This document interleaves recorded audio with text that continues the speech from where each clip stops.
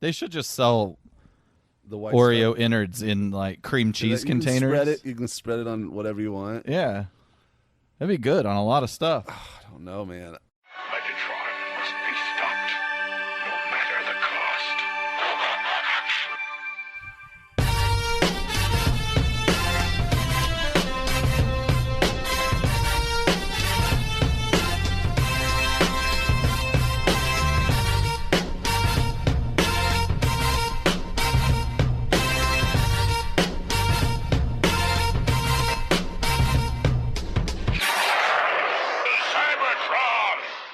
Hello, friends. Welcome to the Autopod Decepticast, your bi-weekly podcast delivers an episode-by-episode breakdown of the original G1 series.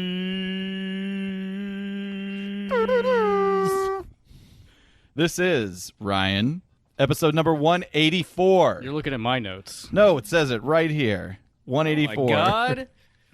It's a Christmas miracle. I got it right. He stayed up I'm glad your phone's on notifications. There's always got to be something. That doesn't have to be.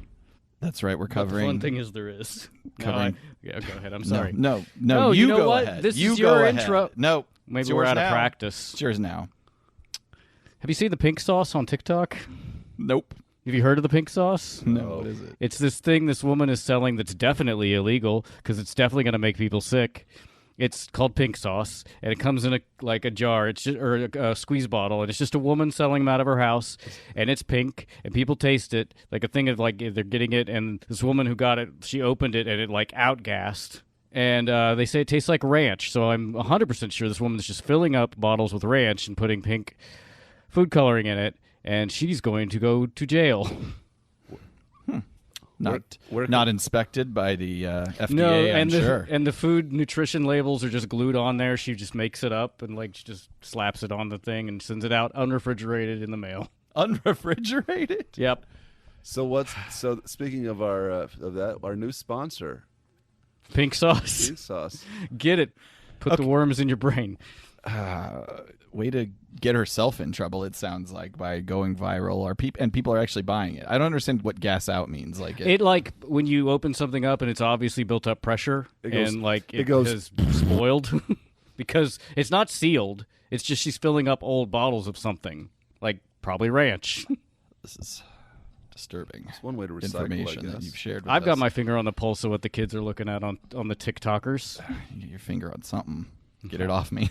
That knee clit. Hey, that was an unorthodox intro, Ryan. Thanks for mixing it up for us. That's just what we need. What's your real one? At episode 184. This is, by the way, we're covering episode 71, The Killing Jar. The real intro is once upon a time in 94, Aaron T. made no money and life sure was slow, and all they said was 5'8" he stood, but people thought the podcast that he made was good. There lived a good pal, Caleb was his name, came up to A-Man. This is what he said: "You and Jetman are going to make some cash, sell 1 million APD official pins, and we're making the dash." Gentlemen, I can tell you're kind of buzzed, and would you please tell me why it's all because? I feel like sometimes when you just don't have an intro, you're just like, what's a rap song? But I don't know what this rap song is. Caleb, do you have an answer? Why are you buzzed? I've been drinking that pink sauce. See, Ryan, you added value even though it was irritating. You Great. helped Caleb come up Great. with a great answer. This is going to be an argumentative one. to this question. Guys, you know the 1990s something hit, Montell Jordan, This Is How We Do It. That's the rap. This is how we That's do the it. rap part. Ugh, it's awful. It is pretty pedestrian, actually. 7. He sold actually, well, he says 6'8" in the song. Oh, well, he's shrunk. He's been lying to the public. But you guys got to remember that song, right? I do. Oh yeah. Okay. This is how we do it. You can get yours in a 6'4". South Central does it like nobody. Isn't he say he's he gives the keys to the designated driver, takes the keys to my truck? Yeah, so he's responsible. He is responsible in his because he had to partying. go on to do a talk show.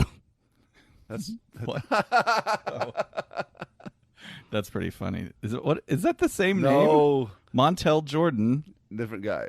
But is it the That's same Montell name? Williams. Montell Williams. You know what? Until just now, I thought it was the same guy. What? Yeah, I did. You guys, how racist. It's not racist. I just don't care about either person. All right, well, this was a good intro. What's up, fellas?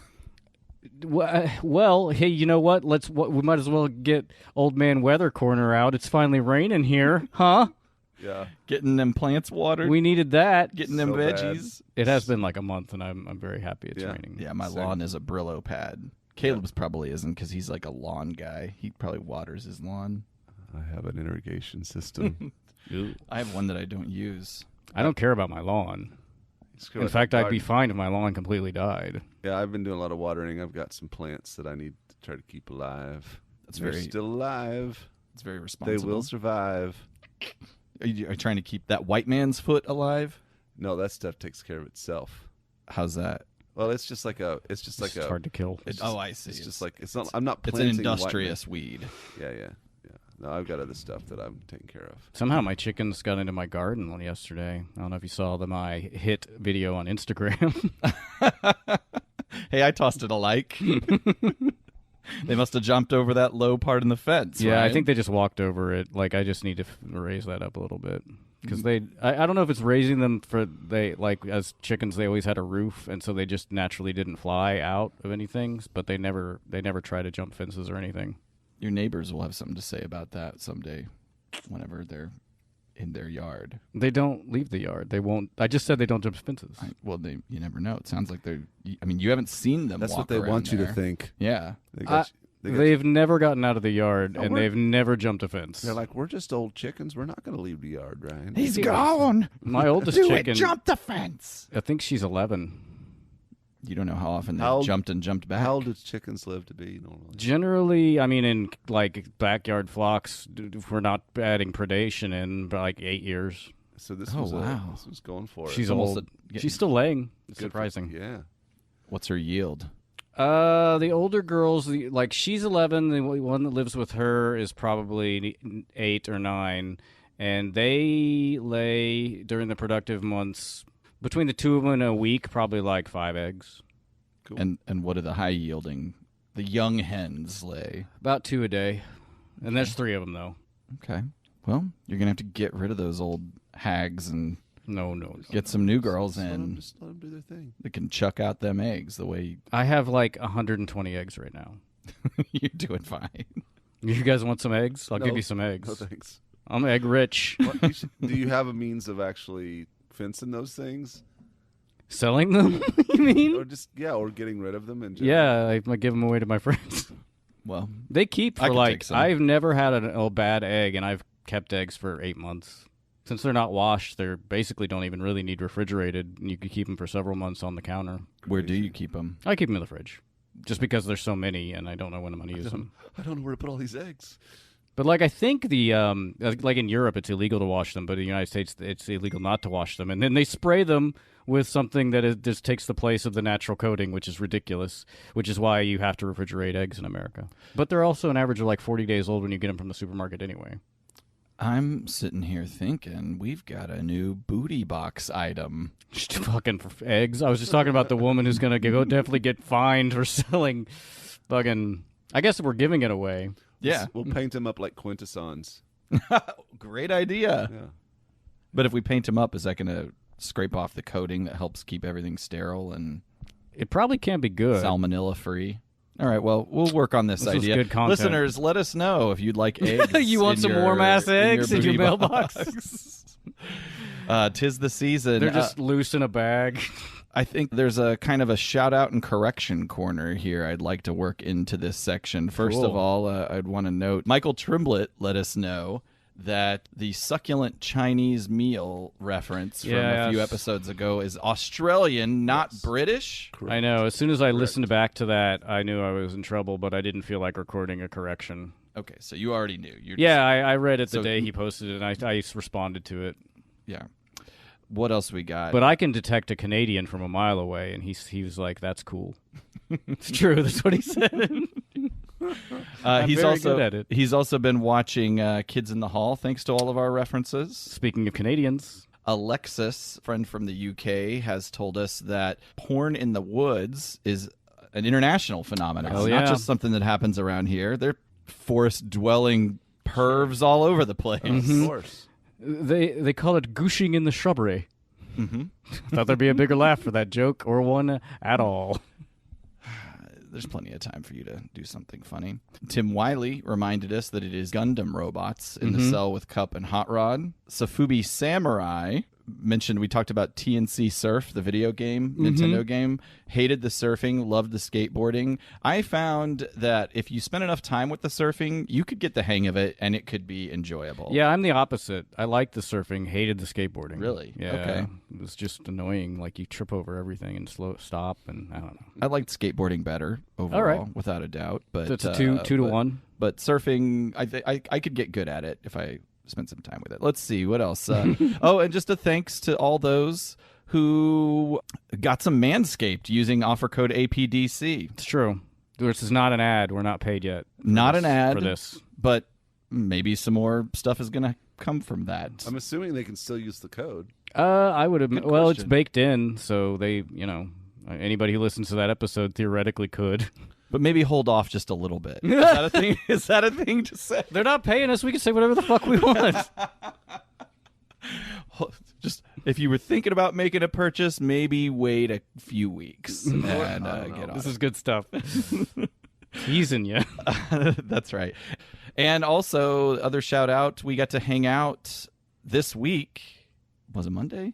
Tuesday? I think it was whatever. It was this week sometime, Tuesday, right? Wednesday. And when I say we, I mean Ryan and I got to hang out because Caleb was too good for it. I was with camping. Justin R., I was not here. I couldn't physically. I saw you at the grocery store. You our don't go out to the our grocery friend store. and patron from Kansas. We got to hang out with him. His girlfriend Sam had a nice little enjoyable burger. I can't supper. believe I know he's from Wichita. And I can't believe I didn't bring up Dennis Rader. I guess that's some sort of murderer. Yes, BTK. Missed opportunity. It really was. He's an interesting guy. Justin or BTK? BTK. Did we talk to Justin? Who's that? It was fun though. No, it was cool, and yeah, it was an enjoyable gathering. Regretfully, I didn't realize until about 5 minutes before we were supposed to arrive. But the burger place we went to is owned by Unfortunate person. Yep. Sorry about that. You contributed to fascism just a little bit. It's Justin. Yeah. Where'd you go? There's a problem. Oh, they're one of those like establishments that would put Blue Lives Matter I did not know. sign. I didn't know that either. Apparently, above and beyond Ryan's that, got it on the pulse. and he's just treats his employees like shit. Also, Allegedly, according to Reddit. yeah. Okay. Well, we don't have to. We can cut that. out if I'll you want. probably I won't put the name in there. I'm sure. Bleep. Hey, Ryan, why don't you pour us a drink so strong that even light can't escape it? Maybe put it in a jar, but don't kill yourself to make it. I will escape. Oh, you're right. It isn't a sideways rhyme. It's not even a rhyme. It's just you said it twice. God damn it. I'm so traumatized from Wheelie. I'll go get it. Luckily, we'll skip Wheelie for this episode, but get a nice Wheelie Blur combo the next one. It won't be as irritating as Five Faces. Yeah. How was camping, Caleb? It was good. Where we went, the water is spring fed, so it's really cold. Which, when it considering it's 100-degree weather, it's actually enjoyable to sit in cold water. Did 4 days up at Echo Bluff in the central part of Missouri. Did the camper action, and then that's a really cool part of the river. There's big springs that you can check out there. There's a lot of wildlife in that area because it's really relatively remote in the state. Not a lot of light pollution. You can see the Milky Way really easily. And I saw some nice pics on Instagram. Oh, yeah. Your Milky Way pics. I have to thank Bro Cells for that. He actually took that. We took that with his camera. He's got the fancier iPhone now that can do not time lapse, but Slower shutter speed. you can leave it on for like 30. You can time it like 30 seconds. You just have to stand still, but it really enhances the light put off by the Milky Way. So Right. it really stands out. Yeah. And so, it was really cool. Glad to be home, though. It's been a whirlwind. I was in San Diego last week, which went fine. And then my family reunion's coming up. And after that, I don't have any plans for. Take a break. Yeah. Yeah. It's all good stuff. I'm just, it's just busy. So. I had a bit of a crazy travel schedule as well. Yeah, I was with you in Arkansas. Oh yeah. And we went to see. Yeah, that was That was the kind of the in between moment of my crazy travel schedule. Yeah, you went. So you and I went to see Run the Jewels and Big Boy from formerly from Outkast. Well, I Yes. guess still with Outkast, but Mm-hmm. yeah, that was a great concert. Mhm. And then I went to San Diego, but you went to Miami. I was in Mexico, Tulum, the week before that. But then you went to Miami. Then Arkansas, then Miami. Yeah, I was pretty tired. And then as soon as I got back from Miami, I had to do a float trip, also in a spring-fed river, interestingly enough. Which river? Niangua. That's spring-fed? That's what they told me. Did you see the mayor while you were there? I didn't see the mayor That's too bad. of T-City. Yeah, yeah. So what you're telling me is with all this travel, we all three definitely have monkeypox now. Yeah, I got tested positive, and I'm over it. It was easy. It was nothing. Don't wear a mask. Don't get vaccinated. I dodged bullets left and right. Somehow made it out alive. Well, I haven't. I'm not up on the monkeypox controversy. In Ryan's reality, the last person I know that has not contracted COVID.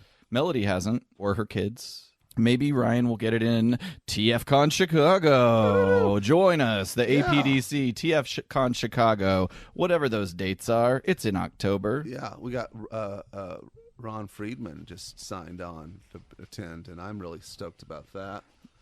Friday, October 21st through Sunday, October 23rd. Yeah, we'll be there. Come join us. It's going to be a lot of fun. It'll be nice to get back into the Chicago con. Yeah. I've enjoyed the Baltimore one and the DC one, but the Chicago one feels like kind of like a home con to us. That's right. So. And it'll be fun to see a good handful of friends we've made along the way. I'm thinking of at least like 8-10 people that we'll know. It's going to be sweet. That are going to be there. Yep. Ryan, these look delicious in pink. What do we got here? Did you get these are these made with the pink sauce? Yeah, it's just that on ice. No, silly goose. This is good news, everyone. We have a special cocktail on this episode, one from our friend and patron Chandler, as part of our Biased Drink program. Chandler. He was watching a documentary about Singapore and thought, by Jove, maybe Ryan could make a Cybertronian version of a Singapore sling. This is a pre-prohibition cocktail created in the early 20th century at Long Bar in the Raffles Hotel in Singapore, credited to bartender Nyam Tong Boon. I apologize if I didn't pronounce that correctly.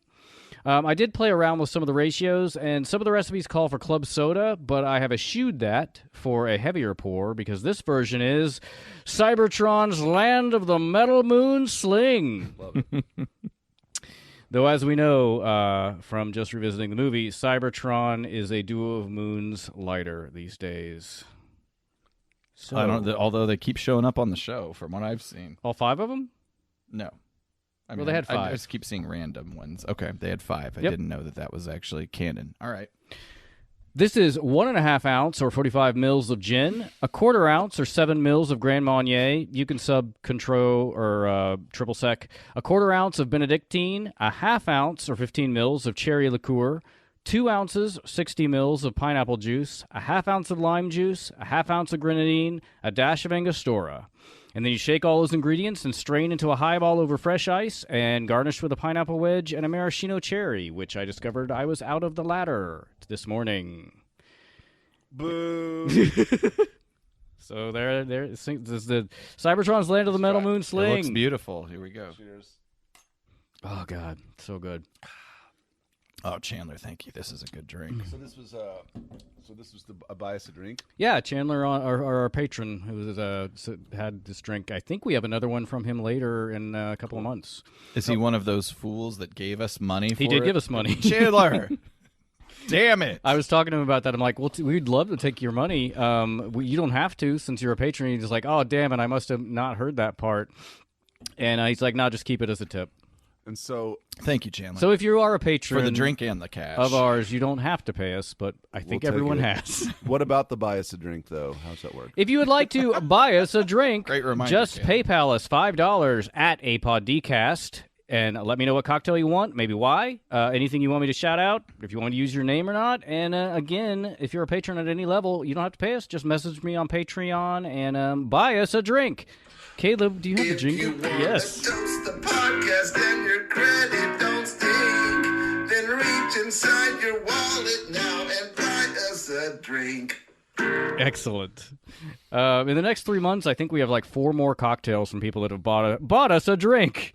I'm basically going in the order I've received them, with some of my own cocktails choosing like in between them, just based on what episode it is. But they are all currently scheduled. For this drink, if you do want a lighter version, you can cut the pineapple juice in half and just fill it with a few ounces of club soda, which is seems to be more traditional to the original recipe. How many refills of that you got? None. Oh, shit. So I thought it would be. I thought it would make these. I recently got these glasses. They're large glasses. So I like them. Not large Nice. enough. Caleb will not accept anything less than 24 ouncer. Yeah. What is the size higher than a pint whenever you're getting a big beer? Is there a 24? Schooner? Maybe. I don't know. Great. Hey, we have some Apple Podcasts international shout out. I didn't know this. How exciting. Oh, I didn't know man. this either. Guys, I hadn't checked it out in a while. So there's a couple here. I'm hoping- from different places across the world. I'm hoping someday we get an international review and you read it like it's in like a different language and you read it in that language. Wow. Keep hoping. Hola, amigos. Luckily, these are Spanish. from That's Spanish. the UK and Australia. So he don't speak English good like we do. Wait, how does that line go? That's- Damn it. I think He you don't- got it He right. don't speak it good like we do. You don't speak it good like we do. So our first review is this is from our favorite wild card, Robinus Prime. He's Hunker at it down. again with another God. re-review. no. And this shout out is actually from February of 2022. I'm sorry I haven't checked our UK reviews in a while. The headline is Transformers and Cocktails. These gents had me at hello. That's a Jerry Maguire reference. So nice. Their banter is true bro love. Not this episode so far. Combining two of my favorite things. These guys are a pleasure to listen to, and their booty boxes that they give to patrons are amazing. Don't know why everyone isn't listening and contributing, because we've got to get them enough cash to come over to TF Nation. Hell yeah. 5 stars. Awesome. But I do agree with Robinus. Give us more money so we can go on trips to places that you, the public, can't go. You don't need your money. Give us your money. We need it. I'd love to go to TF Nation, man. That'd be so cool.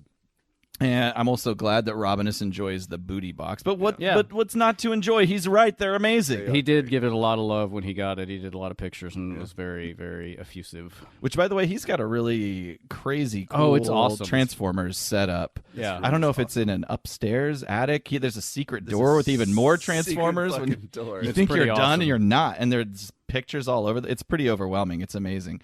So thank Sounds you. like somebody's got some excess cash to bump up his Patreon level. Yeah, maybe you just fly us out, Robinus. Just kidding. We should earn it. So thank you for spreading the good word, and we hope to someday meet you in the UK and Absolutely. rest our mugs on your coffee table that is likely made from a human skeleton. Let's just hear pounding from the basement door. I will say, international listeners, if you post a review, just give us a heads up so we can go over there and You can change email us or tweet at us, yeah, because you have to do like a whole thing to check international reviews on iTunes for some reason. Yeah. Guys, that's not all. Okay. My international Google searching has also netted or just net another review from the country of Australia, another Australian listener. This is from June 2022. User Chase the Raven. I don't know if that is like is that a command?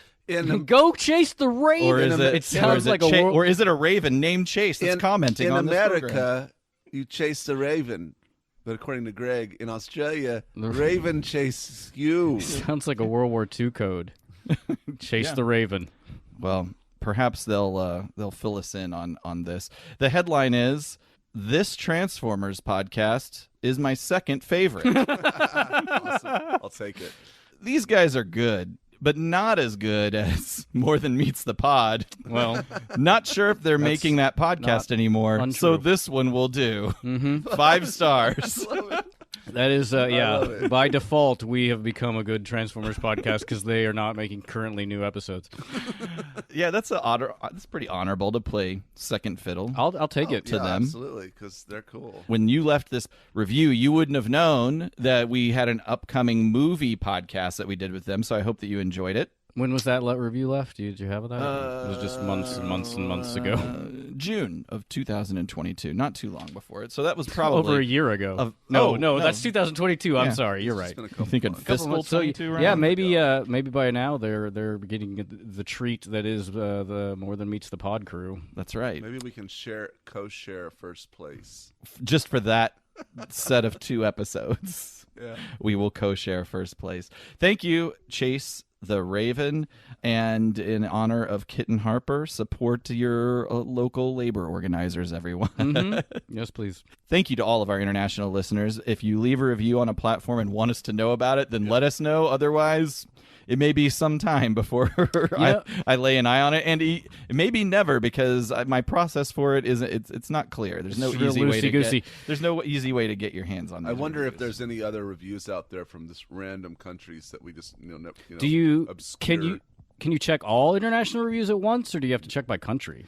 I have to check by country, and so to do that, I have to know the country code, Yeah. and then there's just a place in the URL where I insert the country code, but it doesn't always work. For example, I know that CN is the country code for China, and when I put that in, it forces me to go into the actual application for iTunes, and then nothing shows up. And some of them will show the reviews, and some of them just won't. They're like Ireland, I think, was one that, well, unless we just don't have any reviews, maybe that's what it is. But there's some countries that just, there's not a review section whenever I do that. Let's see. Where the hell are we? Patreon. Just a quick shout out.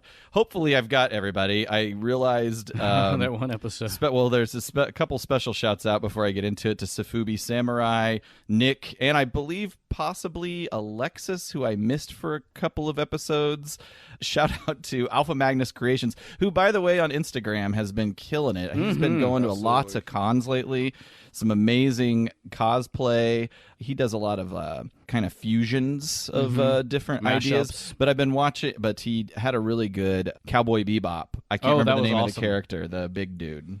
Jet. It almost doesn't look like him. Like it, Yeah, no, I mean, yeah. that's how successful. Yeah, he is was with that? a bunch of other cosplayers. They did a photo shoot that's really cool. It looked great. So yeah, shout out Alpha Magnus, Debbie Skeeter, Jeff, Mike Cyber, Jeremy, Bono, Michael Trimblett, Justin, Jonathan, Robinus Prime, Daniel V, Safubi Samurai, Chandler, Jay Soups, Maddie V, Nick Warren, Ken Bockelman, Big Ken, Moondog Murray, Alexis, Corey, Michael Andrews, James and Julia, Michael Ordway, Tim, Jason, and Thomas. Thank you all so much. So last episode recap. Which last episode? Are you talking about the one where a giant villainous transforming planet tried to destroy Cybertron only to be thwarted by new Autobot leader Optimus Prime? Or are you talking about the Rodimus. previous 5 episodes where we learn that the 5-faced fiends, the Quintessons, are the creators of the Transformers, and after losing their homeworld of Cybertron in a robot uprising, they have slipped back onto the scene to take their home planet back? I'm pretty sure I said Rodimus. You didn't. You said Optimus. Play it back. Maybe I'm wrong. Maybe I'm the buffoon. So we're going to go with the last one. That's because that's really where we're picking up from. And Cool. why didn't the Quintessons try to take Cybertron back while everyone except Shockwave was in stasis on Earth for 4 million for the 4 million Yeah, years? it seems like that would have been They better didn't timing. They didn't get the memo. I guess not. Should have been watching a little closer. We finally get to talk about the season 3 intro proper, though. Oh, I didn't. Did we not do that in the 5 Faces of Darkness? Because this 'Cause it's the- does 'cause show they're- up around the 3rd episode. No, because we just talked about the 5 Faces intros. I think. I don't know. There's not that much to say. I just like them. I think they're neat. I mean, there's always been that transition. Thank you. Sorry. It's a good drink. Thanks. There's- It was refreshing. Oh, we got it. I was worried for Chandler that he wouldn't get what everybody wants. He's just throwing a noose over a rafter, scratching Chandler was here. And then Caleb's like, it's refreshing. It takes it back off. Whew. Dog. Oh, that was dark. Suicide, eh? Yeah, I like to talk about it. So there's always been those transitions in the intros where like something morphs into another thing, like Astra Train going off the cliff or whatever. This one's fun though. Like I like the Metroplex Triptychon dance fight into Saturn's rings, and then Wheelie's rims turn into Galvatron's cannon. Yeah. My favorite is Blaster's radio waves turning into the Sharkticon pit. Yeah, that's a good one as well. That's it. I think that this intro is my favorite. I like the season 2 intro a lot, but I think I do like this one a little better, except for the end where it's very confusing. Because it looks like Cup is the leader? It looks like a mashup Cup Springer. It's very weird. I want to see what you're talking about. It's like Springer's head on Cup's body. Oh, wow. No, I think that's just 100% Springer colored incorrectly. I guess it's Cup's colors, almost. Cup's colors on Springer's body. It's weird. And well, then you got Blueface Ultra Magnus. Blueface Ultra Magnus. I like Blueface Ultra Magnus. This is, I mean, it definitely looks like it was an ACOM animated intro, though I do not know that for a fact. But this episode, Ryan, is Toei. It is written by Michael Charles Hill and Joey Kurihara. Yeah, I will say it's an embarrassment of riches the next 2 episodes because we get 2 Toei episodes in a row, and the animation is pretty good on both. Is that right? Yeah, especially the next one. I feel like they got a little lazy after they created the movie. I completely disagree. Maybe it's just coming off of 5 Faces. I'm with you, fellers. Yeah. I think, and I've said this before, if I was an animator, I'd be all about doing season 3 because the sky's the limit on your imagination on what you can do because they're in space. This is like, you don't have to like do a regular skyscraper or the desert of the state of Washington or anything Oregon, like that. whatever. You can like go hog wild, and so I think it's more challenging in a way, but also more liberating for them to like kind of go hog wild on animating cool objects. It would be I like it. Really cool to talk to an animator from Toei or even ACOM, although they probably wouldn't come on our show. I bet we could get one easily. I don't know. Nobody ever really. I've never seen anybody talk to animators in the Maybe in the media. It's not like we don't know who they were. Because it's sometimes like it does seem like Toei farmed out some of their stuff. Sure, in a lot of cases. But I mean, even like, first of all, do they speak English? How do you get in touch with them? Who were they? I mean, the best case you could get is a Nelson Shin, maybe. Yeah. But I'd rather get like a boots on the ground to answer some of the questions that Caleb's talking about. Like, did you appreciate the challenge of being more creative in season 3? And like, they'd no. say, no, this is a business. We're just trying to crank this shit out. I was trying to get done. It was really not fun at all. I worked 18 hours a day. We're jumping to conclusions. It would be cool. Actually, it would be an interesting endeavor. We'd have to like reach out to Toei directly, I would think, or maybe some of the people that dealt with Toys That Made Us. Yeah. But they tried to only talk to, I guess, notables. Sure, but they may, I don't know. Yeah, I hear you. All right, reach out, Caleb. You're on it. I think I just assumed that responsibility. I'll take it. We are opening up the episode. Magnus is at some kind of astronomical observatory on Cybertron. He's waxing poetic about the troubles of the galaxy when Quintessons just show up out of nowhere. They're hiding behind the Cybertronian satellite of Unicron's severed head. I always loved his severed head floating around in space. It's really off model in this one. That's okay. Yeah, it's fine. It's just colored there. weird. You think his head would be protected, but it was always like, to me, it was always like this weird, like neutral area that people could just roll up to. Yeah. And do whatever. Like Yep. it was kind of like it was haunted in a weird way. It became haunted In a literal way. Yeah, but it was just always like this weird, ooh, don't go down to the spooky old house down at the end of the street kind of deal. Like it's kind of a no man's land. I love to go trick-or-treating at the Unicron head. They give out the full-size candy bars. Yeah. To me, it's kind of the place where the naughty older kids might go smoke cigarettes. Yes, totally. It's like under the bridge. It sucked dick. Yeah. Well, sure, they could do that or not. You didn't do that under the bridge? Oh, was that just me? No, Go. I got my dick sucked under the bridge. That was you? Wow. Yeah, go in Unicron's head, and Anthony Kiedis is in there shooting up heroin. Yeah. But no, you're totally. It's kind of like the weird place to go, like where homemade clubhouses off in the woods. It's where Then you step on a nail. I bet Unicron's head is full of porn. People are just Poured in the head. Unicron's head is where the Transformers leave their porn mags behind. I could see Wheelie going up there. Oh yeah, oh yeah. Wheelie say gonna come today. Ew. When they say get some head, it's like falling inside a giant head. Yeah, I mean, I think it works. This is tied up with a bow. Thank you, guys. That's what we're gonna do. New button idea. A That's Unicron's not bad. A head Unicron's and get some head. Boom. That we are gonna do that. That's a Write good that idea. down. That's a part I of don't the know how new good an idea button. it is, but I'll It's a great idea. I'll Get some write it head. It's for the down. kids. Yeah. Is this so? We see that ship with the Quintessons, and it's like a guard and a Quintesson scientist. Is this the first time we're seeing that Quintesson scientist design? I think so, unless they'd snuck it in during Five Faces, but Yeah, I I don't don't think believe so. it was in the movie.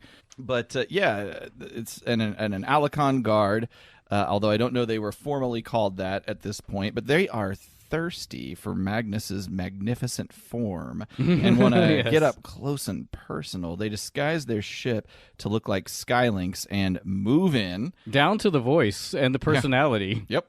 As the fake Skylinks, they coax Magnus to board the ship and begin their experimentation immediately. They book a fight with a fake illusion Rodimus Prime to test Magnus's mental metal before revealing to him that he's actually a prisoner.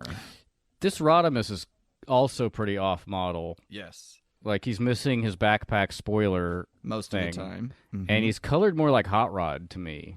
Like more red or pink, like or magenta, I guess. There was that note on TF Wiki, yeah, that his color Oh, okay. model was more Rodimus than it was, or I'm sorry, Hot Rod than it was Rodimus. Yeah, clearly it's got a little bit of that magenta twang, where I think Rodimus is more red. Yeah, why no wings? Yeah, it's weird. So this Quintesson there's the one shot with it. That's it. And sometimes it's weird. He looks weird without it. I feel like this Quintesson scientist is a scientist in the same way that Joseph Mengele was a doctor, where these experiments seem to have no purpose other than just torture. Yeah, it's a criticism I'll have of this episode in general. It feels like a very interesting premise that goes nowhere ever. I love this episode. I just think he's a sadist. Yeah, I will say that this premise is pretty much the Game Master in G.I. Joe. Yeah, it kind of is. Very much is. It's all about putting different factions together and showing them working together. But did the Games Master, it's been a while since I've seen that episode, did he intend for that, or did that just happen by accident because they escaped really quickly and then conspired to, overtake their oppressor? Wait, what? In the Games Master, the G.I. Joe episode, did the people that the Games Master was manipulating... No, like, he intentionally caught specific people for the game. Right, but was it... Maybe we just need to watch that episode, but was it intentional that... Did he I think he force just wanted them to to see what would collaborate? happen. Did he force them to collaborate, or did they just end up collaborating through the escape process? I think the whole point was just to see what would happen. Okay, well, and that's not the point of this. He doesn't necessarily It want kind them of to is. interact, other than, I guess, between bars. He's just watching how they act. He's just, well, he wanted to, he didn't, you're right. This guy didn't anticipate them all joining together and escaping from their cells necessarily. But the plot itself, whoever wrote this, it was the same where he's putting opposing characters together against a common enemy. Right. I guess that's two separate things. Like what the Quintesson's motivations are, I think, is he just is fucking around. Like Right. What the story of the episode is interesting. Like putting enemies together to work together. But I think the Quintesson, like I said, is just a Nazi doctor Yeah. sewing twins together to see what would happen. And he actually, the weird thing is he actually eventually becomes part of the group in a weird way. Sort of, yeah. Because then the ultimate enemy, if you want to call it that, is the black hole. Oh Like my they gosh. all have we to are fight- so far ahead of They all have to ourselves, fight but you're together. right. I'm just saying there's some similarities. I think quite a few between this and the Games Master, and it's an interesting thing when writers decide to take antagonists and put them together. It's kind of a. Yeah, I I think like it happens in every series, really, where you have opposing like sides. in Cops, where they them and the gangster get together and what's Gangster. Big Boss. Oh, the animated show. I thought you were talking about the reality show. No, the cops. Big Boss is like, Big Boss is bad. The Big Boss doesn't do like drugs, and the enemy was, There's drugs. another trope. drugs. They came together to fight drugs. Yes. That's so funny. There's another trope in that with the enemy and the good guy, like love interest with long arm, and I can't remember who the woman is, but Well, I guess I like that show. I guess it goes back to you got your Romeo and Juliet, you got your West Side Story, stuff like that. Joseph Mengele died a free man in Brazil in the 70s. Okay, moving on. The Nazi communities that sprung up in Brazil are pretty amazing. Or not, I don't know if in South Argentina. America, more Argentina. Yeah. Yeah, thank you. Are Paraguay as amazing well. to read about. But something I didn't know about that I think is in Brazil is that a relatively large group of Confederate soldiers and generals, or like higher ups in the military, also moved to South America, and they have huge festivals Oh, God. annually where like the Southern flag is flown and people are doing and dancing, and I mean, so there's Well, dancing to expats what, like Cotton Eye Joe and stuff like that. probably more like Probably Dixie, more like board dancing, but anyway, there's communities of the relatives or the descendants of God. Confederate soldiers down to this day down in South America. That's fucking weird. Yeah. And for but then they get together with non-Confederates, and the common enemy there is malaria. I'm trying to tie it back in. Way to go. So if we hadn't given it all away, the Quintessence Scientist isn't stopping with Ultra Magnus. They are on to Char to pick up another specimen, and that specimen is Cyclonus. We did skip it real quick. It was cool to see Ultra Magnus fire his shoulder rocket at the cell door. Then nothing. It just impotently bounced off. Yeah. Holding it like, oh. I don't know why they didn't use those mounted weapons more for the ones who had it. Like I think Wheeljack and Mirage fired them a total of once, and I don't even know if Sideswipe did it all. And I think that this may be the only time, if not just one of the very small handfuls of times, that Ultra Magnus uses it. In the storyboard for the movie, I believe he did use it against the Constructicons or Devastator, but we didn't see that on screen. Anyway, we're on Char. This is pretty cool. I did like this scene. It's not drawn very well, but I thought it was relatively dynamic. Cyclonus training in the skies. He's chasing some sort of target that can fire back at you, and he destroys it. And of course, Decepticon Broadside this was very confusing. appears out of nowhere. It says, "Hop inside me," because Galvatron wants to parlay. Okay. What is with the loosey-goosey way the animators are using Broadside? I know. It's like they have no clue what he is or what he does, or it's very strange. For context, Caleb, I don't know if you remember the last time we saw Broadside, he was rescuing the Autobots and Aerial Bots in Five Faces. I don't remember which one. And then he got exploded, and they were drifting through space and eventually landed on goo. So Broadside is technically he's an Autobot, triple changer, supposed to be giant. He turns into a ship and an aircraft carrier. It's arguable in Five Faces of Darkness it wasn't supposed to be Broadside, even though it was his animation model. Right. He never spoke. So is Broadside an Autobot or just? He's an Autobot. He's an Autobot. But he's a. So they this just is just up. they just threw him in They here. just fucked up. I was confused. I don't know why they didn't just have the Revenge pick him up. Or Astra Train. I think wasn't the Revenge destroyed by Unicron? Oh, maybe. No, I think I Maybe. think that was a revelation to me when we watched it in preparation for the Kitten Harper show, because You might be right. because I saw that happen and I was like, did that just? I never knew that before. Go I back. think it would have been funny if they just would have had another. I'm sorry, I forget what's the name of this character. Cyclonus? It'd be funny if another Cyclonus landed. Like his armada. Yeah, and he got into it. Hey, me, get inside me. Galvatron wants to talk to you. I mean, me. Are you Thundercracker? Which one of us is Bombshell?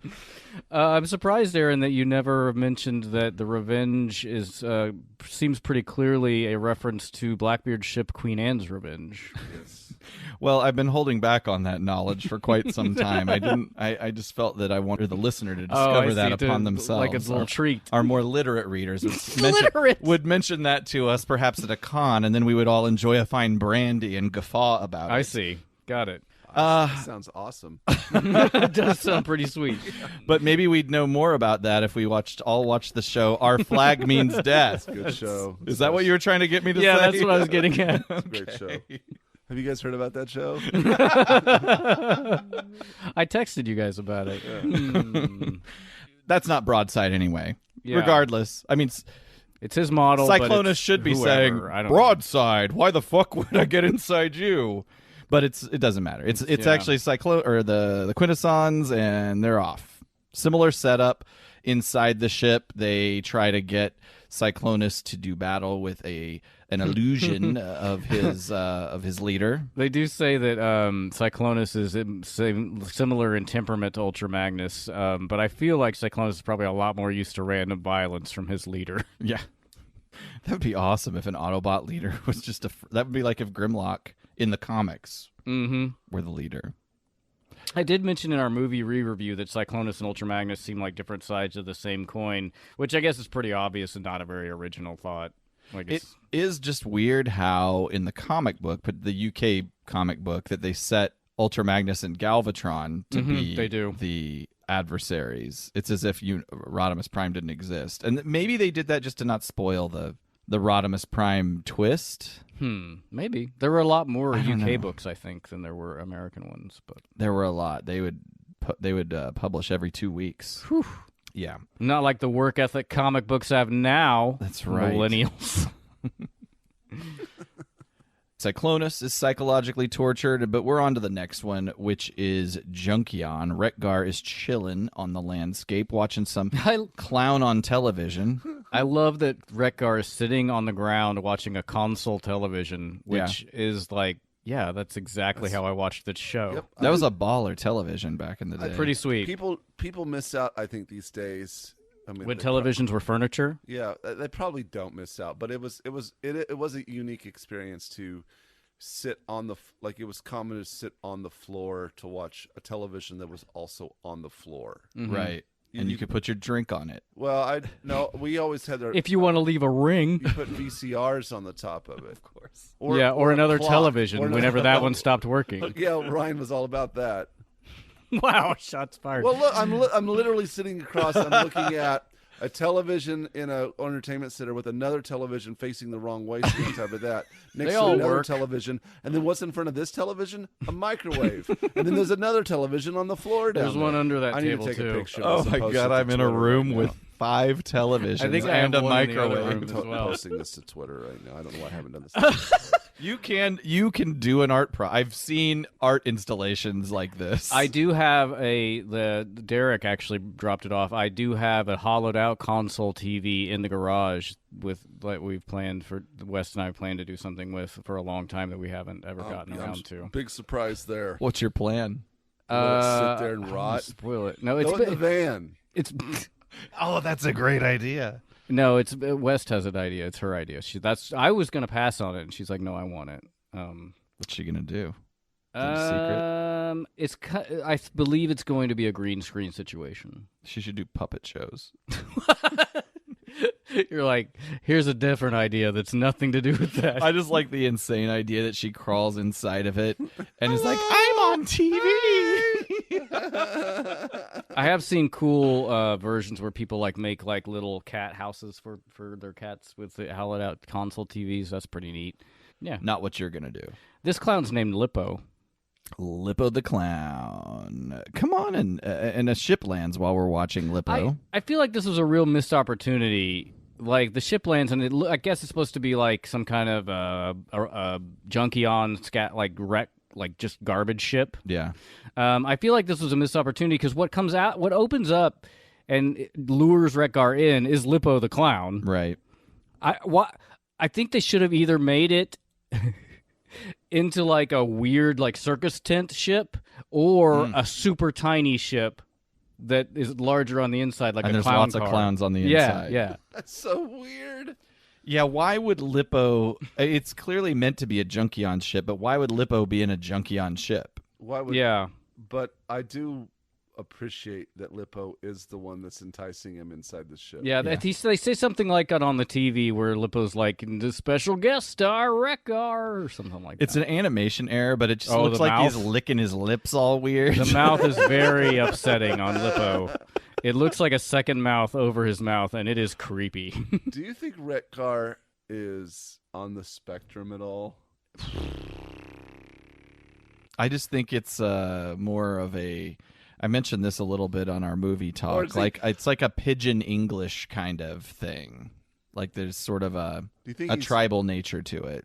do you think- At least Yeah. that's the intention. I Or do don't you know think if he he's- even has motivations at all.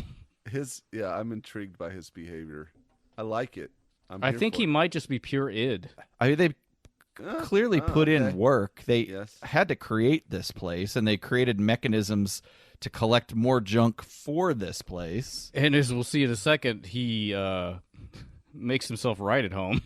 I believe he is. I think, and he's happy about it. He's cool. He's just like, whatever. Here I am now. Here I am now. Here.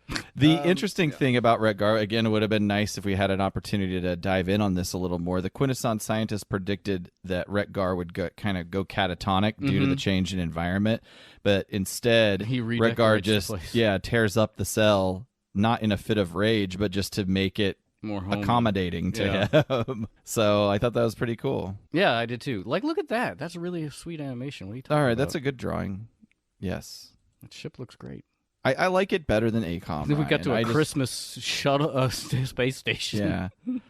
We transitioned to a space station outside of Earth. It's Oh, this made me so APDC happy. favorite Melissa Fairborn. Yes, bitch. A ship's coming in. It's her dad on board, Nathaniel Flint Fairborn, retired G.I. Joe field leader. Come onto the ship, Melissa. Let's catch up for a little bit. I believe his name is Dashel. From the front, it almost looks like he pulled up in broadside also. It did. What is his name? I think I have it later. Maybe- Dashel, Not- Nathaniel. I think it depends on your continuity. Yeah, I think it was from the back of his card or something. It's Dashel something.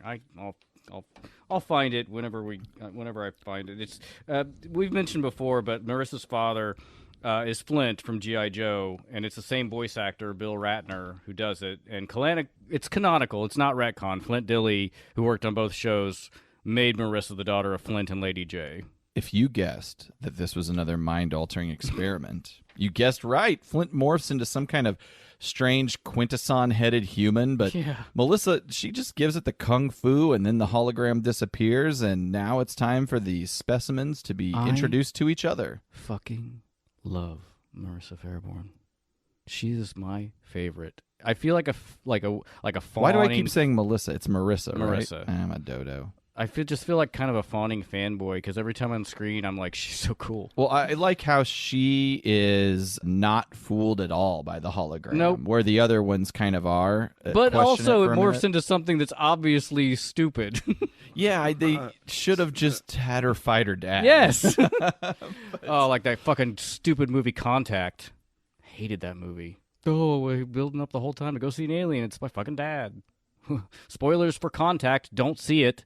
I like the lead up to everything else. Is that cool? Yeah, it's fine. All And in right. the end, I'm like, fuck you. You know, I just realized that Interstellar is basically the same gimmick, except Spoilers for Interstellar. he's actually, yeah, it kind of is. We've seen Ad Astra with Brad Pitt. No. He's out there looking for his dad, and I went and saw it. Not very good. But we ended up, instead of calling it Ad Astra, we kept calling it Dad Astra and Sad Astra. It just makes me think of Ed Asner. I wish he was in it. As a corpse. Just bossing people around the newsroom. Yeah.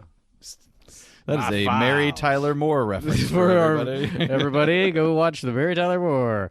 Files. My files. Always lock up my files. That's him and JFK. The Quintesson scientist introduces himself and his intentions. They will be studied and disposed of. Marissa is the first to be taken to the examination chamber. However, Wreck-Gar fires his fist to take out the submission equipment that was incapacitating Marissa. Yeah. And she assaults the scientist and works at this point to try and release Ultra Magnus. She's just smashing the control button on his cell. Sparks are flying everywhere, but it's not because of her violent cell smashing. It's because the ship is flying through an electron storm, and it is going to tear the ship apart. Remind me to give the autopilot a demotion. And that's where we go to commercial. I just think it's stupid that the clearly the ship keeps flying him into danger. Yeah, all this science, and they're not paying attention to where they're going. Yeah, they needed one more person on this ship to really have a solid operation. Yes. And maybe a couple more guards, actually. Or just stayed put. Because the guards aren't very good. The guard? Yeah. Singular? The guard aren't very good. No. You know who is good? Melissa Fairborn. yes. Marissa Fairborn. Marissa Fairborn. She fucks shit up. She's just fearless and makes good decisions It's true. quickly. I like the design of the Quintesson scientist. I like it too. I like all the Quintesson designs. This is I guess the Alicons are a little more intelligent than they were in the movie. Like they at least speak, but they still seem like pretty simple. And obviously, as we'll see in a second, the Quintessons retain a lot of control over them. The Junkion and Alicon are bouncing all over the ship as it shakes through the electrical storm. The Quintesson heads to the control room and commands the Alicon captain them through the storm, which is what he should have been doing whole time. Meanwhile, Magnus manages to short out the electron jail bars, which frees all the captives for some reason. I mean, that's a convenience. I didn't hate it, but I think that's where he says, Marissa is like, "Are you okay?" And he says, "I just had a few novas interfering with my optical readings," which I was like, that's very funny. Stars in his eyes. Magnus, are you all right? Just a few novas interfering with my optical readings, but other than that... I just thought it was cute. It's fun. It's a fun like Cybertronian version of Stars in the Eyes. I don't even ever say stars in... Who says stars in the eyes? You know, whenever you get like your bell rung. A tweeting bird? Yeah, Yeah, I you see see stars. You've never heard that. I've never heard stars in your eyes. Oh. I've just understood that the comical way to express that on screen is to have stars over somebody's head. True. Well, technically, having stars in your eyes usually means like you are aspiring to something, but True. I feel like This is all fucked up, Ryan. nope, it checks out. And you know what? Stars are still stars. Why didn't you just say stars? Novas? Nova's an exploding star. Or she just should say, I think it was my just head clever. hurts. It's just I don't know. I just think of it because You're giving this way more I credit didn't get than it's hung worth. up on it. Aaron hated this episode. Yeah, I'm loving it. I really liked it. I just wanted so glad much to more. hear- I love how small it is. And I'm so glad to hear Ryan's loving it, because for a long time there was this whole thing like Ryan was like, "Oh no." I have actually liked season 3 a lot, and I like both of these 2 episodes we're covering today. Excellent. All right, well, the scientist is now satisfied that we're out of the storm, and he returns to the cell block to retrieve Melissa, or Marissa as some call her. Did you type Melissa? I guess about 90 times, Okay. apparently. As the door opens, Wreck-Gar battles the Alicon. He gets the jump on him. Marissa tackles the Quintesson while Magnus and Cyclonus have a disagreement about the fate of the ship and their final destination. So they're fighting. I will say this pissed me off with Magnus and Cyclonus fighting for no fucking reason. I feel like it was just out of character, and it's just poor writing. Like I just didn't. Maybe not poor writing.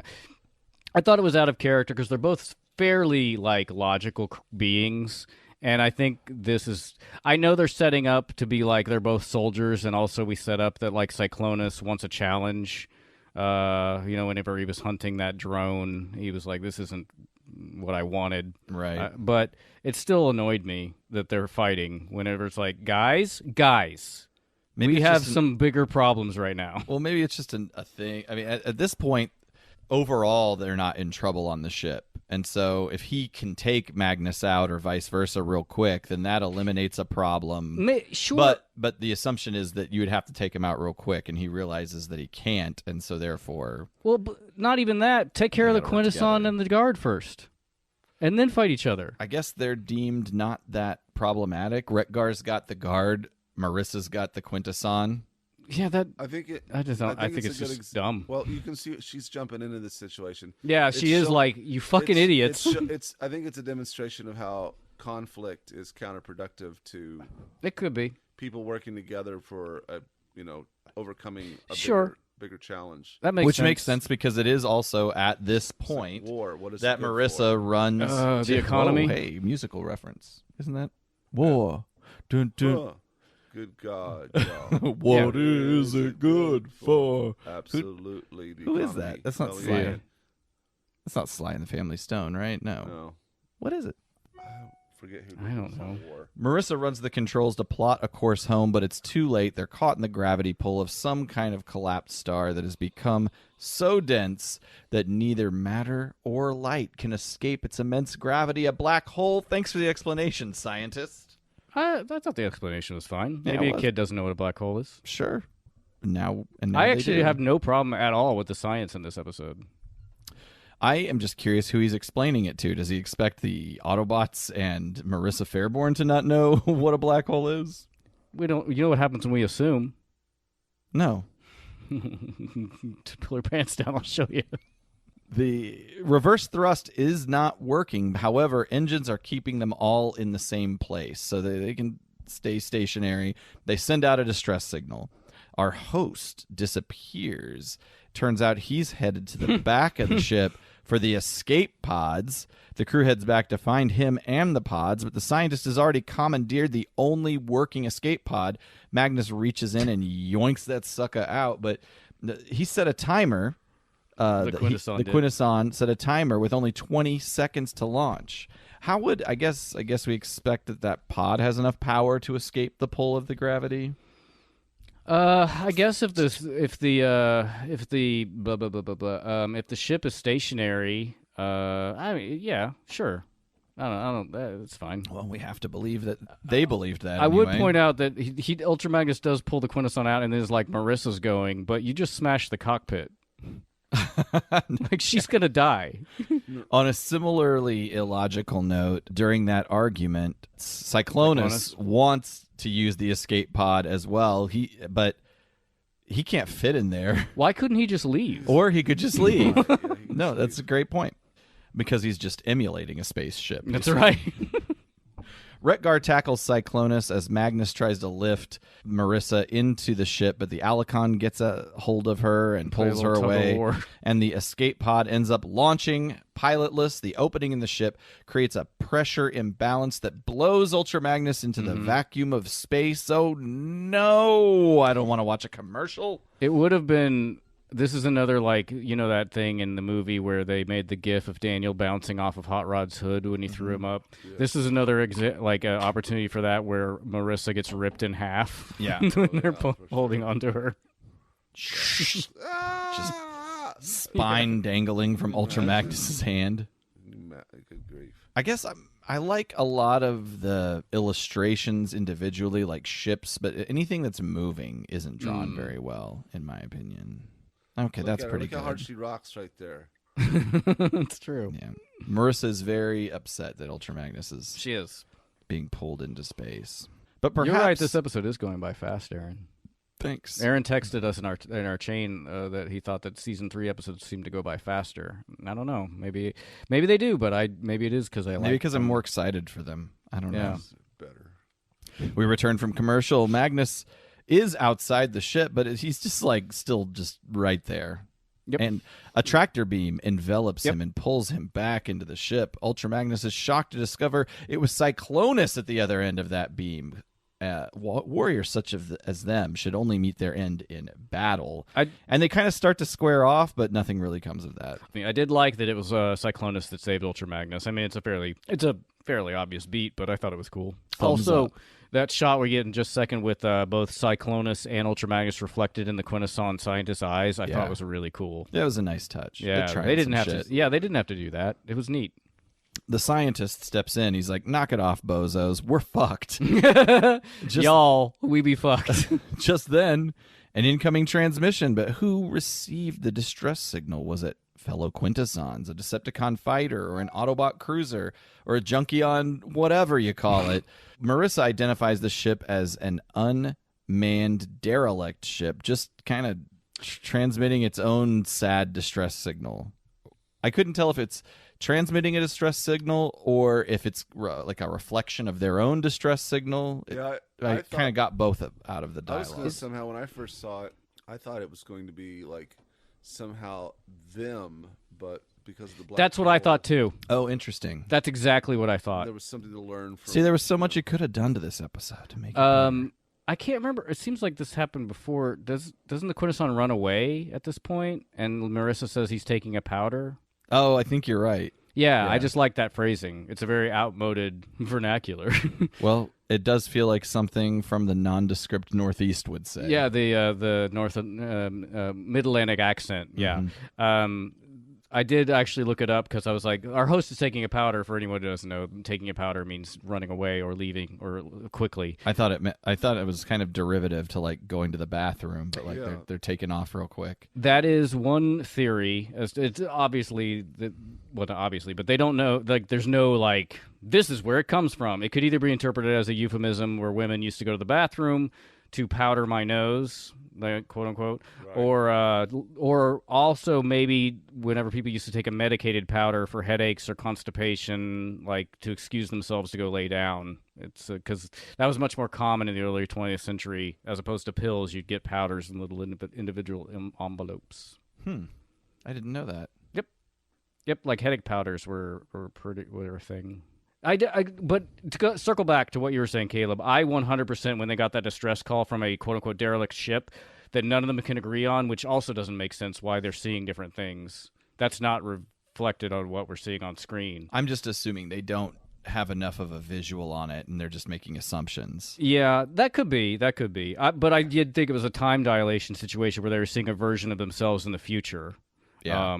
There are a couple of Star Trek The Next Generation episodes that play on that kind of thing. Kind of in the finale with 3 different Enterprises in different times. But yeah, I don't know. Maybe that'd be too much for a kid's show. Maybe, but it sure would be cool. Yeah, it would be cool. But then again, if it's not that, why even include it at all?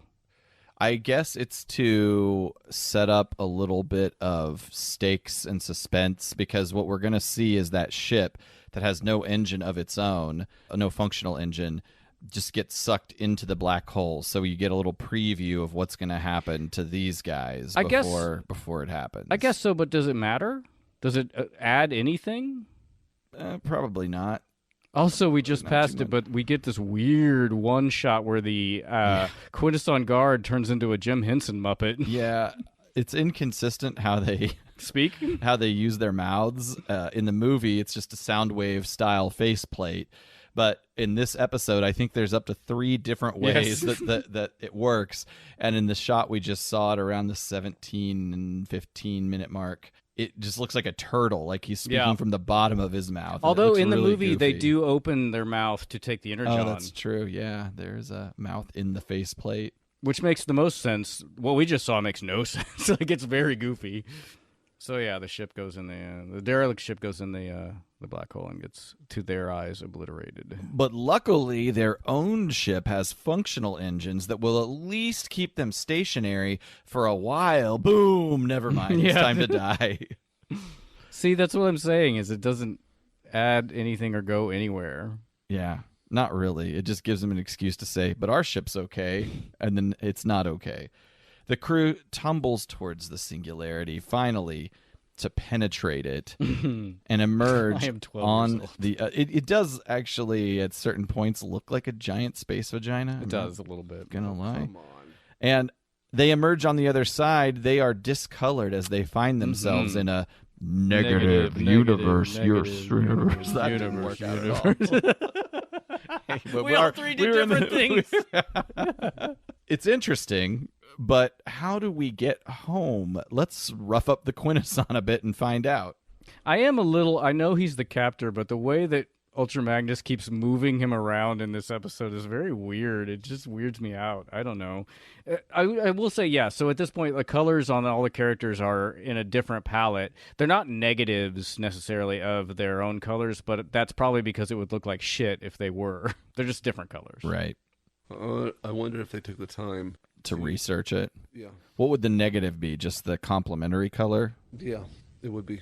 But I don't know. Looking at it, I didn't do any research on it. So Ultra Magnus would be orange, but instead, well, he has got some orange. What's the complementary color of blue? Because all his white parts would be black. This is where the Quintesson, I believe this is where the Quintesson mentions emerging from a white hole. I think this is that part. Right. Correct. That's their key. Actually, speed is the key.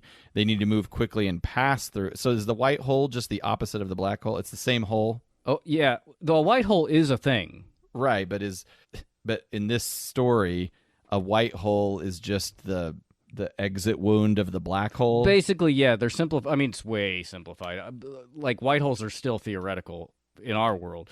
But, like, yeah, it's basically the opposite of a black hole. Not to get too far into the weeds, but instead of sucking everything in and moving forwards in time, a white hole vomits everything out and moves backwards in time. Okay. Again, like the finale of Star Trek. But the engines to this ship are damaged, and to fix it, everybody's got to donate some parts and labor to make it fully functional. It's a socialist society on this Yes, ship. yeah. I like this part. Can you capture the music in this montage? I like the music. It's different than anything we've ever heard because it was composed specifically for this scene. Yeah. It feels to me very 70s industrial training film music. The engines have been damaged by the overload, but with some donated parts from your mechanisms and some work, they can be made fully functional. Then let's get started. Science, industry. Here, It does fit really well. It doesn't feel just inserted. Like it feels like Transformers. I've never heard this song before on any of the Transformers. No, you haven't. You all realize Yeah, that is See what teamwork can do. that was made specifically for this episode. They do put it in a few G.I. Joe episodes and some segments of future episodes, but yeah, this is the first appearance of it. Cool. I like how Wreck-Gar donates a finger. I didn't even notice fits that. perfectly into one certain spot. Wow. His butt. Just wow. Caleb chastises for talking about the hole in the black hole looking like a vagina, and then he said in his butt. I'd like if Wreck-Gar donated his finger and the Quintesson scientist is like, thank you, and he takes it into his tentacles and then he just shoves it up his own nose. Oh, I was going to say eats it. Yeah, or eats it. Okay, the ship is good to go. Now they must enter the white hole at the perfect trajectory, and if they fuck that up, it's curtains, and I'm not talking about single panel, everybody. Hey-o. They did it. They are in the middle now of a space battle back in their own universe between, I guess, the Autobots and Decepticons. I don't know if the Quintessons are intended to be there or not, but I don't know. they all receive the distress signal, I assume. Magnus contacts the real Skylynx to attach and guide the Quintesson ship. Magnus and Cyclonus agree to part neutrally with the agreement that when they meet again, it will be as foes. Yeah.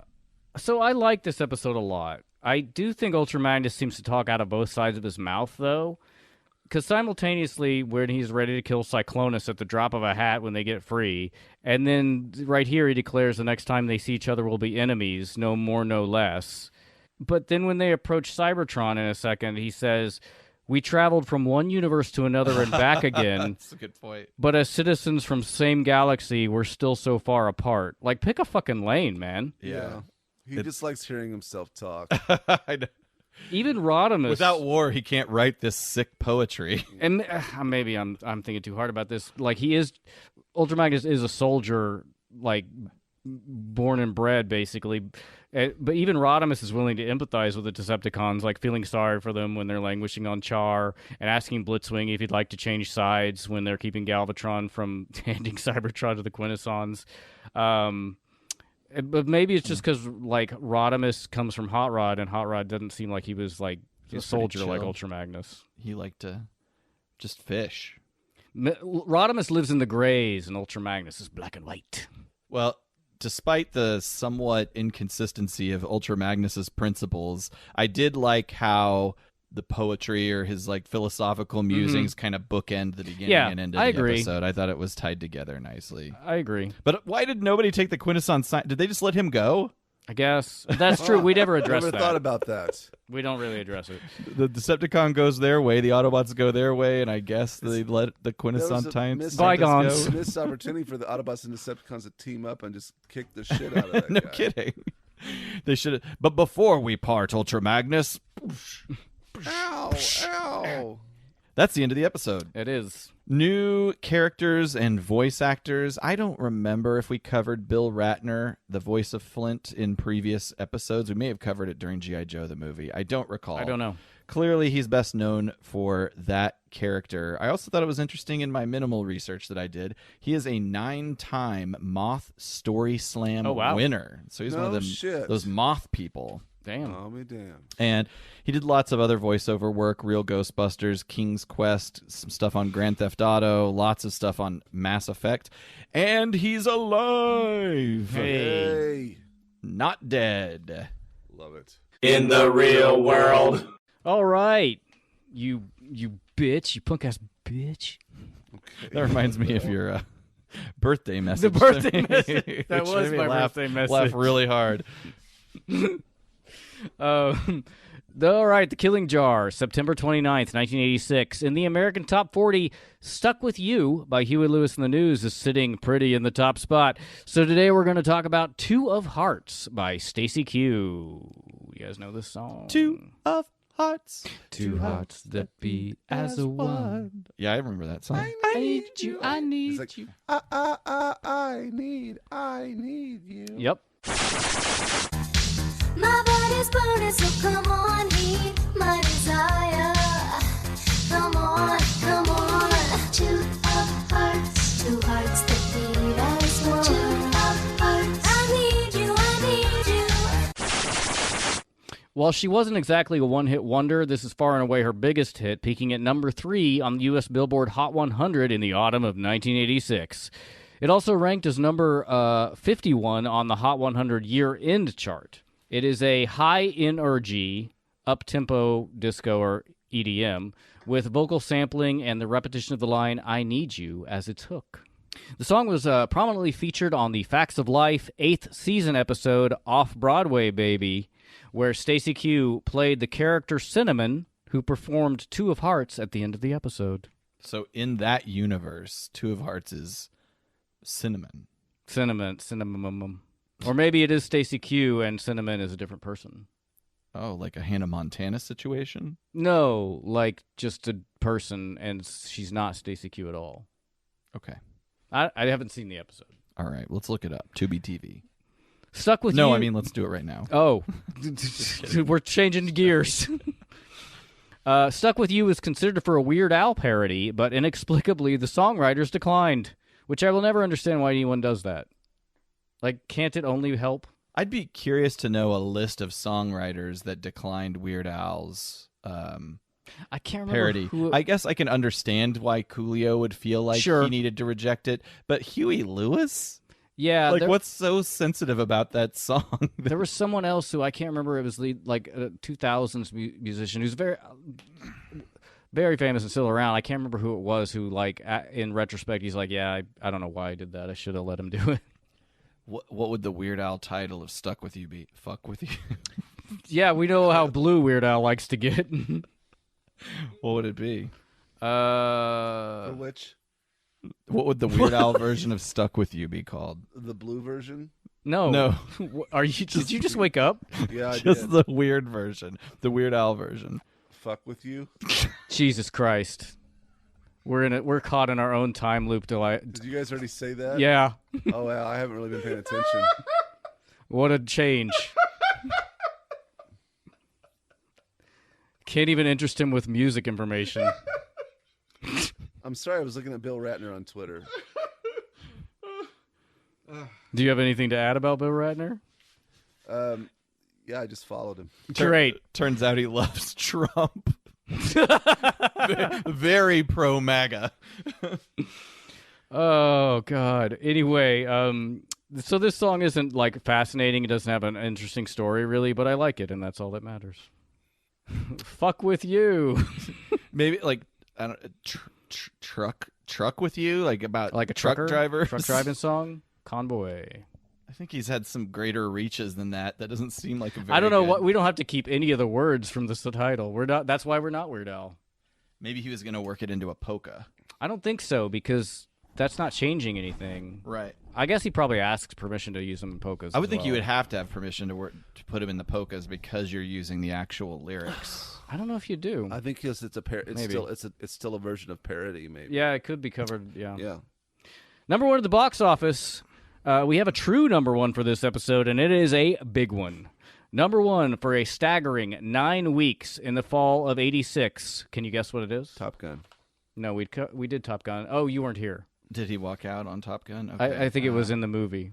No, maybe it wasn't. I don't know. think We I did just Top don't- Gun. I just don't already. remember. I'm trying to remember I was what trying came to out after Top Gun. It's a big one. Is it a blockbuster? Explosions and such? It's not. But it was You could call it in the vein of like, it's not an action. It is kind of an action movie. I'd put it in the vein of like Lethal Weapon, sort of, but it's not about a cop. My next answer was question was going to be Beverly Hills Cop 2 or something. What is it? Crocodile Dundee. Oh, here we go. We made it. This film stars Paul Hogan, who also had the original idea and was co-writer, Linda Kozlowski, John Mellon, I think it's pronounced, and I don't know how to pronounce this one. It's a native name. David Gopili, David Gopalil, I think is how it's pronounced. I apologize to everyone. Summary from IMDb. Intrigued by the near-death experience of the rugged hunter Michael J. Crocodile Dundee after a close encounter with a saltwater crocodile, the New York City reporter Sue Charlton, is it Charlton or Carlton? It says Charlton, travels to Australia to meet the legend in person. There, in the dusty hamlet of Walkabout Creek and the formidable outback, dangerous situations and unforeseeable romantic complications await. However, Sue already knows that nothing compares to the urban jungle of the Great Big Apple. So, like a fish out of water, Mick leaves Australia for the first time in his life for Manhattan's concrete maze, where he comes face to face with the complexities of modern life. But will the unpretentious bushman ever be able to adapt to the big city? Yes. You decide. You'll have to watch to find out. The idea to make this film came to Paul Hogan, who's the lead actor and also one of the story writers. When he was in New York, he wondered what it would be like if a Northern Territory bushman arrived in town. And as Paul Hogan said, there's a lot about Dundee that we all think we're like, but we're not because we live in Sydney. He's a mythical outback Australian who does exist in part. The frontiersman who walks through the bush, picking up snakes and throwing them aside, living off the land, who rides horses and chops down trees and has that simple, friendly, laid-back philosophy. It's like the image the Americans have of us, so why not give them one? We've always been desperately short of folk heroes in this country. Ned Kelly is pathetic. So are the Bushrangers. Oh my God! The Bushrangers, I believe, are like the Australian version of American cowboys. And he calls them all pathetic. He does not care for them, apparently. Why wouldn't that Interesting. I don't know. Why wouldn't that Australian archetype? You don't have to pick up a snake and toss it aside. You just walk around it. Not if you... No, man. He's got to go in a straight line like Arthur Shawcross. Yeah. Well, I think it's... I don't know if I get that reference, but... We talked about it in another episode. He was a serial killer. Of course. This was released in April in Australia and September in the United States, and it was the highest-grossing film of all time in Australia, the highest-grossing Australian film worldwide, and the highest-grossing non-U.S. film at the U.S. box office ever. Huh. Dundee grossed $328 million on an approximate $9 million budget, Wow. and that's in U.S. dollars. That's huge. Yep. He made a lot of Wow. money. I haven't seen this movie in a long time. Never seen it. Fun fact. What? It was Yeah. on TV a lot. I watched it on TV growing up. I remember until recently, like looking at the cover art, I always thought he was holding car rims. And if you look at the cover art, he's actually skyscrapers. bending skyscrapers Yeah. back, and you see the Australian bush behind him. I always thought they were just reflective car rims. I don't know why. Yeah. I never It's- examined yeah, it, but right. Some chromed out wheels there. fun facts from this week in history. September 27th, Cliff Burton, American rock bassist for Metallica, dies at 24 in a band bus crash in Sweden. The bus went off the road while the band was sleeping, flipped, and Burton went through the window, and the bus fell on top of him, which is a good way to go. I guess Sincerely, like that seems fast. The 29th of September, the TV comedy Designing Women debuts on CBS, which I liked that show. Yeah, me too. I was a fan. The same day, September 29th, Mary Lou Retton retires as a gymnast. Wow. And that is the real world. Cool. Man, lots happening in 1986. Yeah. dog. There is a lot. I didn't know if you were going to get to this, Ryan, so I noted it for this segment Cool. as well, which are Wreck-Gar references. I'm not going to act out all of his references. I will just say that in this episode, he references Candid Camera, Hawaii Five-0, The Life of Riley / Fantastic Four, The Animals, the band The Animals, Allstate Insurance, Roto-Rooter, Lionel Richie, E.T., and Steely Dan. Yeah, he was like, Mark Jack to do it again. And I was heard that. I was like, oh, I know that one. Yeah. Which all of that did feel like it kind of skirts on copyright potentially, but You say that every time that he brings that up. I don't think quoting something. I don't know if you're not if it's a using it. trademarked phrase, though. No, but no, because you can say whatever you want in a movie. It's only if you're like using it to sell a product. I think. You probably have a point on that. I'm not a lawyer. I know You that dress like one, though. I do. Like not like Clarence Darrow. He dressed like shit, actually. But how about script? Script deviations. this original script is not available online. But this writing duo, Michael Charles Hill and Joey Kirihara Piedra, will also team up to write the very popular Ghost in the Machine episode, featuring the second return of Starscream as a ghost. Michael Charles Hill also wrote the season 2 episode The Gambler. That's a smoke screen, right? Yes. Yeah. And I liked that episode. I did too. And I also like this one, Starscream's Brigade, where our titular character creates the Combaticons. And he also penned a future season 3 episode, The Burden Hardest to Bear. Joey Piedra appears to have only written for the Transformers with our friend Michael here. It doesn't seem like his entire IMDb page is that. Oh, wow. Like they were just hanging out one afternoon? They and- wrote a couple, I think they wrote a couple episodes together, and that's the only thing he's on there for. That's right. it. That's Script Deviations. There's the next one we did have a bit of a script online, and there's more to it. But yeah, there's not a lot of season 3 scripts online. Okay. What's his face? The Simon? So yeah, you keep tagging me in that. I assume it's you. Yeah. We've covered all those episodes. The ones where the scripts They're all are- season 1 and 2 episodes. Yeah. Maybe some season 3 will pop up. Yeah, we'll see.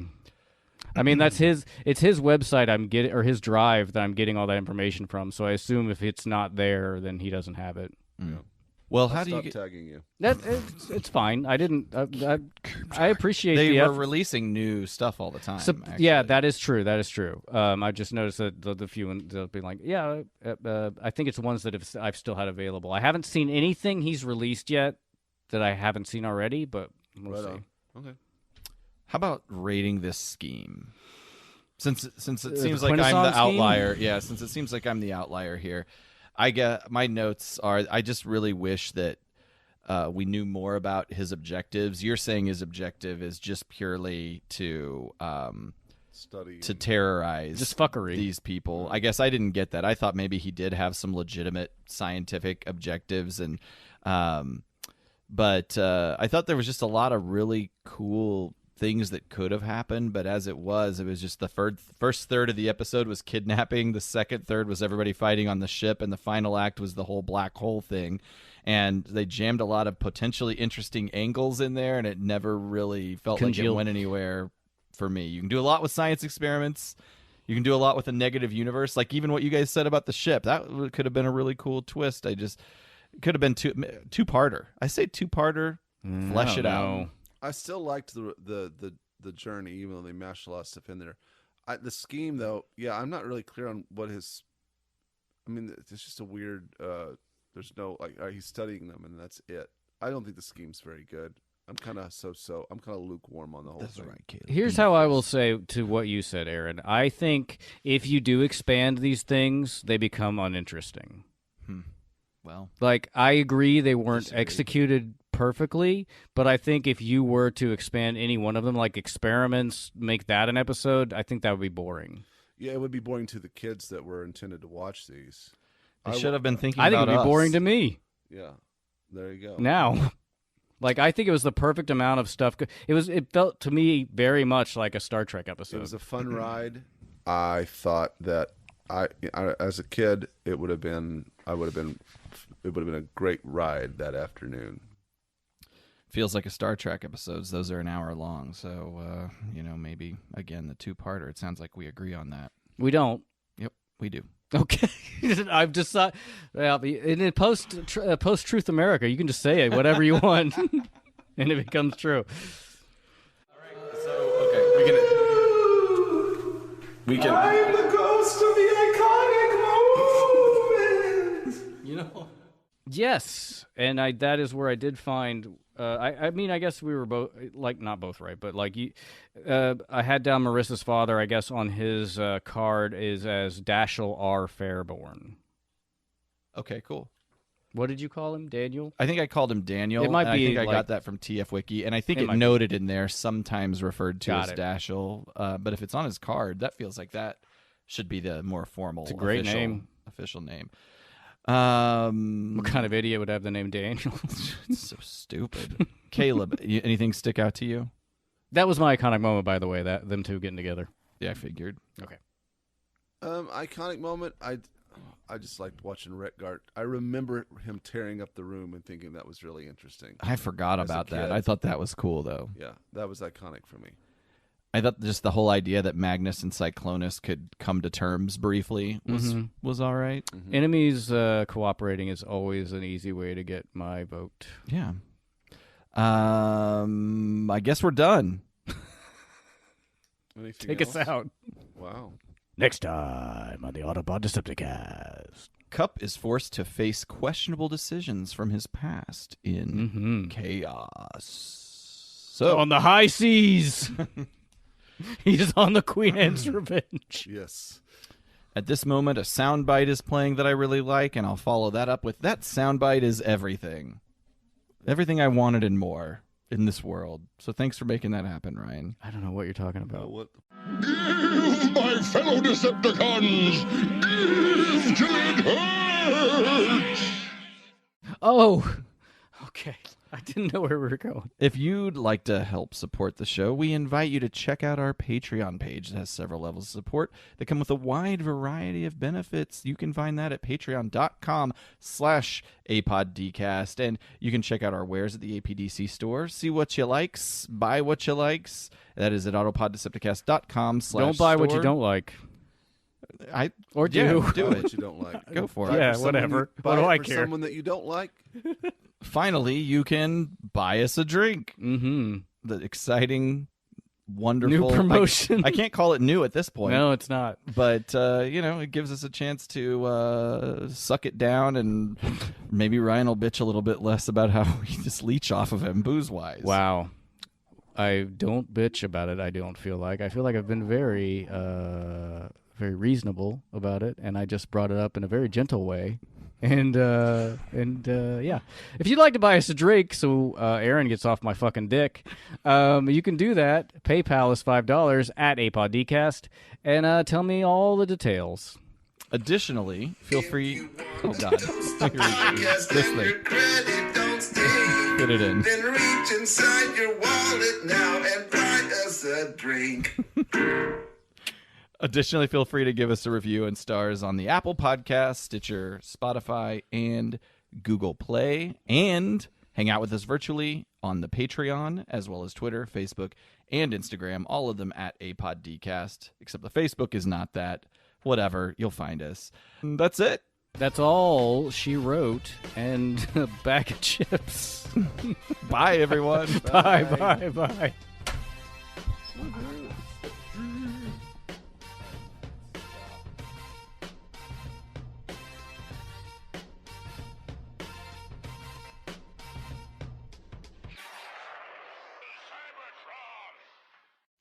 These two are the cause of our ordeal. Then it's only fitting they help us solve our problem. The engines have been damaged by the overload, but with some donated parts from your mechanisms and some work, they can be made fully functional. Then let's get started.